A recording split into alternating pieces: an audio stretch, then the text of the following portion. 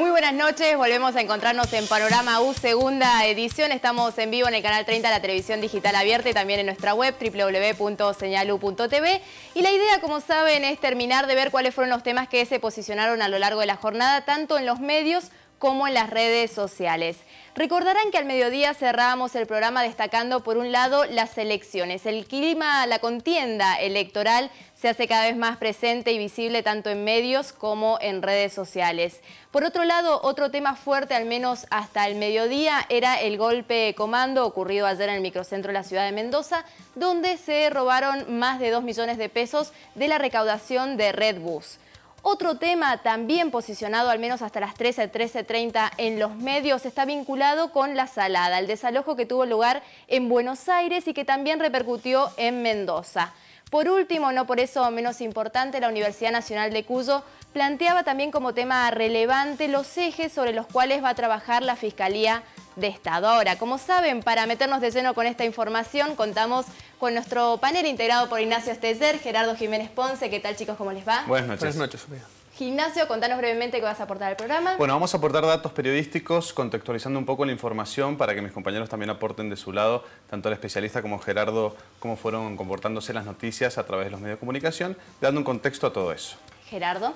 Bueno, vamos a ir analizando cómo se fueron posicionando estas noticias en los medios. Algún hincapié vamos a hacer en las portadas de medios online, pero también en todos los medios cómo se ha ido dando la información. Y hoy contamos con una de nuestras columnistas invitadas, la especialista en comunicación política, Gabriela Azzoni. ¿Cómo estás, Gabriela? Buenas noches, Sofía, ¿cómo estás? Muy bien, inaugurando. Sí. Contanos qué vas a aportar hoy al programa. Bueno, en estos días han estado circulando los resultados de algunas encuestas, entonces me voy a referir al valor que tiene este instrumento de análisis de la opinión pública dentro del proceso preelectoral. Bien. Gerardo, decíamos que al menos hasta el mediodía uno de los temas fuertes hoy, golpe comando, lo ocurrido ayer. Sí, el golpe comando fue un tema fuerte el día de ayer y fue un tema fuerte en la mañana de hoy todavía. Durante toda la mañana y hasta el mediodía el tema estuvo en los medios, tanto en la prensa gráfica impresa como también en los medios web y también en radio y televisión. Es un tema que estuvo presente, hubo informes en noticieros, en los programas de radio, pero es cierto que en la tarde el tema empezó a desaparecer, no estuvo presente. ¿Hay novedades? Poco, la verdad. Hay pocos datos con respecto al golpe de comando que se dio ayer en el centro mendocino. No hay detenidos. Se confirmó que son 4 las personas que cometieron este delito y también se confirmó que utilizaron más de 3 autos para fugarse. Estamos hablando de una banda muy organizada y la policía está con un operativo de búsqueda bastante intenso para encontrar a los que perpetuaron esto. Decíamos también acerca de la salada, el desalojo que tuvo lugar en Buenos Aires. ¿Qué sucedió? ¿Cómo evolucionó este tema? Bueno, el tema estuvo también desde la mañana, salió bastante en todos los medios, hasta el mediodía, incluso en las ediciones del mediodía de los noticieros de televisión, salía el tema, hubo algunos informes al respecto, informes que tomaron de canales de Buenos Aires, pero también después el tema no repercutió fuertemente durante la tarde. Tuvo fuerte impacto en Mendoza también. Exactamente, el desalojo, ¿no? Porque habló Adolfo Trípodi, quien es el titular de la FEM, la Federación Económica de la Provincia de Mendoza. Él se mostró a favor del desalojo que hubo en Buenos Aires, no la forma, no lo que ocurrió, porque la verdad que mucha gente resultó herida, pero sí él está en contra de la instalación de la salada en la provincia de Mendoza. Recordemos que hay una sede en el departamento de Santa Rosa. En este sentido, la FEM pide que la salada tenga la misma competencia, una competencia los mismos más controles también. Exactamente, que tenga las mismas condiciones de mercado que tiene el resto del comercio. Esto es, por ejemplo, pagar tasa municipal, tener a los empleados registrados y pagar salarios según las paritarias y abonar las cargas patronales. Esto, según la FEM, no lo cumple la salada. Por eso siempre está en contra de la instalación de estos puestos aquí en la provincia. Siempre también mostramos lo que propone la Universidad Nacional de Cuyo y lo que propuso en este caso fue una nota vinculada con los nuevos ejes sobre los que trabajará la Fiscalía de Estado, Ignacio. Exactamente. Fernando Simón es el nuevo fiscal de Estado de la provincia de Mendoza. Una nota muy interesante en la edición de la Universidad Nacional de Cuyo. Recomiendo a todos que la lean. Bueno, a ver, algunos puntos para destacar muy importantes. La provincia tiene más de 15.000 demandas pendientes. Tiene mucho trabajo por delante Fernando Simón. Él destacó que la protección de los derechos de incidencia colectiva y el cuidado del medio ambiente van a ser los ejes de su gestión a cargo de la Fiscalía de Estado. Recordemos, un cargo que dura para toda la vida. Él ya manifestó, obviamente, que no quiere permanecer hasta muy grande en este cargo, sino que va a dejar un espacio en algunos años. Clima de elecciones, indudablemente, a 10 días de las PASO está presente en los medios. Es un tema relevante desde hace varios días. En esta última semana, sobre todo, ha empezado a tomar protagonismo, principalmente con respecto al acto electoral, ¿no? Hoy día, a mediodía, Canal 7 sacaba un informe sobre cómo van a estar dispuestas las boletas en el cuarto oscuro. Es un tema que preocupa y que está empezando a dar vueltas. Además, están empezando a aparecer todos los candidatos en los distintos medios, así que la verdad que sí, es un tema que está muy presente. ¿Algo de data al respecto? Sí, podemos agregar, es muy interesante lo que decía Gerardo con la nota del diario Los Andes, en donde plantea el diario que en Guaymallén, en Luján y en San Rafael van a haber tantas boletas que se va a hacer como una especie de panorama de presentación de boletas en forma de U para que todos tengan la misma importancia. Sí. Recordemos que en Guaymallén y en Luján hay 13 precandidatos a intendente. En total, en el departamento de Guaymallén, 265 precandidatos. Es que no hay que olvidarse que Guaymallén es el departamento que posee mayor cantidad de electores. Absolutamente, exactamente. Así que todo está abocado allí, por lo menos los medios de comunicación están tratando de educar un poco y dar información de la parte operativa de las elecciones. A su vez también todos los candidatos hablando de sus propuestas y yendo a todos los medios de comunicación. Y también con encuestas, ¿no? Con encuestas. Hay muchas encuestas dando vueltas en los medios. Aparecen en las radios, esta mañana en LB10, también en Radio Mitre hubo presencia de encuestadores. Los diarios sacaron encuestas, datos de encuestas. Algunos medios tienden a sacar un solo encuestador. Digamos, por ejemplo, hoy día MDZ sacó un solo encuestador, que es una sola de las visiones. Algunos otros medios toman datos de las dos encuestas y las van comparando, de dos de las encuestas que salieron hoy día. Ese es un poco el panorama. Bien, ¿por qué los candidatos se preocupan tanto por las encuestas? Bueno, las encuestas sirven para medir la opinión de los electores y las opiniones son representaciones que los ciudadanos se hacen de los candidatos, de su personalidad, de su gestión, de sus habilidades. Entonces, la imagen está muy vinculada a las expectativas que tienen los electores y también al grado de credibilidad que estos políticos le suscitan. Entonces, el candidato siempre está muy preocupado por esa imagen, por esa representación, por esa opinión que se hace en función de valores, como por ejemplo la credibilidad que habíamos señalado, la honestidad, la transparencia, la pluralidad, la equidad, la capacidad de gestión, son todos aspectos que el ciudadano evalúa al momento de decidir o manifestar cuál podría ser su voto en una futura elección. Además, hay que destacar que si bien los medios de comunicación tienen un papel muy importante en la construcción de esta imagen, las demandas de los ciudadanos, ya sean satisfechas o no, son las que tienen un papel decisivo en la decisión de voto. Y los aspectos que ellos tienen en cuenta son los ejes fundamentales de la gestión de un gobernante, como la salud, el trabajo, la vivienda, la seguridad. Bien, ¿y siempre tuvieron el mismo peso las encuestas? Las encuestas en el último tiempo han adquirido el valor de una herramienta de publicidad política electoral, al igual que un spot de televisión o, por ejemplo, todo lo que es la cartelería en la vía pública. Lo que nosotros advertimos es que cada partido político tiene su empresa encuestadora que presenta los datos de la manera más favorable para sus candidatos. Bien, ya vamos a seguir ampliando eso que es muy interesante. Hacemos de esta manera el primer corte. Recuerden, pueden opinar, pueden comentar. Está nuestro Twitter, @senalutv. Pueden allí opinar acerca de estos temas y, por qué no, aquellos que no se están trayendo a colación en los medios de comunicación. Corte, ya volvemos.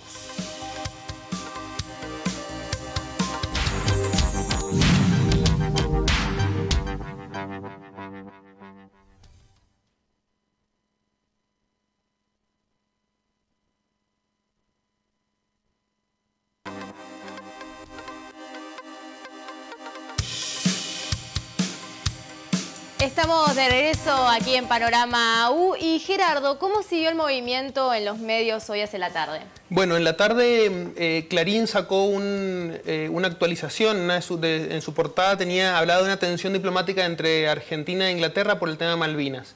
Es un tema que se empezó a posicionar en la mañana y estuvo presente. Salió allí, también los medios locales lo tomaron durante la mañana, y al mediodía todavía Los Andes mantenía esta portada hablando de de que Argentina cita al embajador británico por algunas de las filtraciones, por las revelaciones de Snowden sobre espionaje en Malvinas. ¿De qué se trata esto? Se trata de que, bueno, el vicecanciller Eduardo Swain citó al embajador británico John Freeman. Esto es por las revelaciones que hizo Edward Snowden, el gran espía que, bueno, que ya todos conocemos, que ha aparecido en todos los medios de comunicación. Él reveló que Inglaterra estaba realizando espionaje sobre la Argentina. Sobre este tema, el gobierno argentino citó al embajador porque él no se había manifestado al respecto, le piden explicaciones. Por otra parte, también el gobierno argentino va a denunciar penalmente a las petroleras que están operando en el Atlántico Sur, allí en la zona de Malvinas, porque dicen que están violando la ley y que no pueden operar allí porque no acatan la resolución de la ONU. Básicamente comenzaron con una campaña de exploración de hidrocarburos sin una autorización por parte de la Secretaría de Energía de la Nación. Exactamente, ya están instalados, están trabajando y el gobierno ha denunciado penalmente a estas petroleras. Paralelamente, en Inglaterra citaron a Alicia Castro, quien es la embajadora argentina en dicho lugar. ¿Por qué? La citaron para que ella explique las declaraciones de la presidenta en el acto por Malvinas, por los caídos, hace muy poquito nada más, en donde la presidenta, bueno, criticó al gobierno inglés, dio manifestaciones duras contra Inglaterra por no acatar la resolución de la ONU y por no sentarse a hablar por el tema Malvinas. Pero llama la atención que ahora Alicia Castro la llamen por esto. Paralelamente pasa lo de la Argentina citando al embajador británico John Freeman. Y tal vez podemos también relacionarlo con el antecedente de que justamente desde el gobierno argentino se estaba criticando una creciente militarización de las Malvinas por parte de Inglaterra. Totalmente. Recordemos la etapa de The Sun, en donde, bueno, es un diario absolutamente amarillista, muy sensacionalista, pero manifestaba que la Argentina se estaba militarizando o que nosotros queríamos volver a las islas y ellos tenían que poner más militares allí, más armamento. Bueno, a raíz de esto la presidenta salió al cruce de estas declaraciones y por eso ahora Alicia Castro la toman y la quieren hacer declarar. Bien, decíamos entonces tensión diplomática. ¿Qué otro tema? Bueno, el tema de tensión diplomática, digamos, hacia la tarde fue desapareciendo. Estuvo hasta el mediodía y después fue desapareciendo. El otro tema que ha estado dando vueltas durante el día, tema también de todo este tiempo, el caso Nisman. Durante la mañana fue tema en los medios audiovisuales, estuvo en las radios, estuvo en la televisión. Canal 7 retomaba un informe de TN sobre el tema del caso Nisman y MDZ, en su actualización de las 5 de la tarde, hablaba de la confirmación del fiscal en el caso. ¿A quién se confirmó? Estamos hablando de Germán Moldes, que es el fiscal general, fue ratificado para intervenir en la denuncia por supuesto encubrimiento del atentado a la AMIA. Cuando hablamos de AMIA, cuando hablamos de Nisman, es muy importante separarlo en tres ejes, digamos. Sí. La denuncia de encubrimiento que hace Nisman antes de morir contra la presidenta del canciller Héctor Timerman y varios funcionarios del gobierno, la causa AMIA propiamente dicha, en donde familiares de las víctimas están buscando justicia, y además la investigación por la muerte del fiscal que conduce Viviana Fein. Hoy la noticia es que el fiscal Germán Moldes fue ratificado para seguir con la denuncia de encubrimiento. Recordemos que la defensa del canciller Héctor Timerman había solicitado la recusación de Moldes. Totalmente. Igual que Daniel Rafecas, juez que había desestimado totalmente la denuncia de encubrimiento de Alberto Nisman. Bueno, en este sentido, Moldes también pide una recusación en este sentido para que den explicaciones de por qué Rafecas desestima sin tomar las pruebas de la denuncia del fiscal Nisman. Bueno, la noticia hoy es que Moldes va a instruir en esta causa. ¿Y en redes sociales? En redes sociales estuvo reflejada la palabra Moldes, fue tendencia por Germán Moldes, obviamente el juez ratificado. Vamos a repasar algunos tweets, la verdad que mucha gente... Allí tenemos algunos en pantalla. Exactamente, bueno, podemos ver el usuario Condena Nacional y también de la periodista María Julia Oliván, que tuiteó: última chance de que sobreviva la denuncia de Nisman, ahora Moldes debe esperar para que le permitan apelar el cierre de la causa. Algunos tweets que tomamos, reiteramos, fue tendencia a nivel nacional la palabra Moldes, fue muy rápida la tendencia, apenas se ratificó a Moldes por parte de la Cámara cuando emitió el fallo, inmediatamente la gente se puso a tuitear y generó tendencia a nivel nacional. ¿Qué es tendencia? Cuando se agrupa en una conversación bajo un hashtag o cuando una palabra es muy nombrada, inmediatamente Twitter toma como la palabra más nombrada en un eje de conversación y se genera tendencia a nivel Argentina. El plano político también continuó. El plano político continúa la información en torno a las PASO. El Sol a las 5 de la tarde hablaba de lo complejo que va a ser el recuento de votos, esto que hablábamos antes, ¿no? Se estima que el recuento de votos va a ser muy largo el día de las elecciones de las PASO, que es el 19 de abril, porque va a haber mucha cantidad de boletas en los cuartos oscuros, sobre todo en algunos departamentos. Nos íbamos antes en el bloque anterior, Gabriela, comentando de que hoy en día la encuesta es considerada como un spot publicitario. Claro, tiene el valor de un instrumento de publicidad política electoral, porque le permite al político posicionarse. La empresa encuestadora da resultados acerca de la intención de voto o de la imagen. Entonces, el político de esa manera comienza a ganarse un lugar en la sociedad, en la imagen pública. Desde el punto de vista del clientelismo, estar posicionado quiere decir tener una parte del voto del electorado. Bien. Entonces es el posicionamiento, la ficción de ocupar en la mente del que elige digamos, la situación de un objeto totalmente diferenciado. Lo que permite el posicionamiento entonces es hacerse conocido el candidato, pero hay que hacer todo un trabajo porque tiene que ser reconocido por una idea, por un proyecto, por una característica de su personalidad que se torne relevante. Entonces, esa diferenciación le va a dar identidad, le va a dar identificación. Y en eso tienen que hacer un trabajo especial, porque por ahí sí se conocen las caras, pero no se puede diferenciar el candidato por una propuesta. Entonces, exactamente. Ese es el Falta desafío de los equipos de campaña, exactamente. Al respecto, brevemente, Ignacio, mencionemos algunas estadísticas de las encuestas publicadas en los medios. Hay varias encuestas, hay varias consultoras trabajando para diferentes candidatos y propuestas políticas. Hemos sacado algunos datos, por ejemplo, de la consultora CEOP Latam, que es una consultora que viene del propio eje de Guillermo Carmona, quien es precandidato a gobernador por la provincia de Buenos Aires dentro del Frente para la Victoria. Bueno, esta encuesta dice que Cornejo mantiene una intención de voto del 42.9%. Bermejo se reduce a sus posibilidades en un 18.5%. Luego nos encontramos con el propio Guillermo Carmona con un 12%. Y más relegado al final, Matías Robi, ex ministro de Salud de la provincia de Mendoza, con un 5.2% de intención de voto. Bien, de esta manera nos vamos al último corte, ya regresamos con la conclusión final, el cierre de Panorama U, segunda edición.